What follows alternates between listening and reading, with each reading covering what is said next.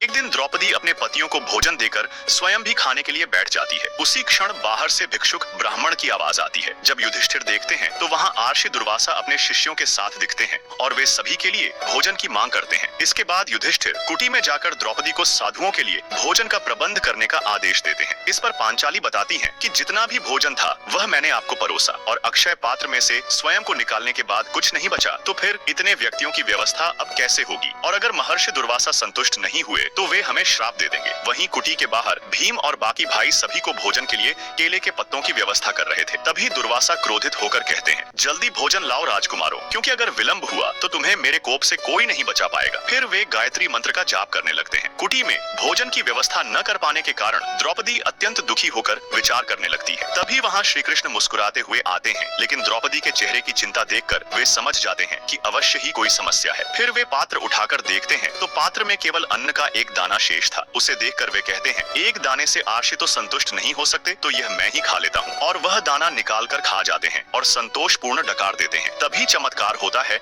और सभी महर्षियों का भी पेट भर जाता है।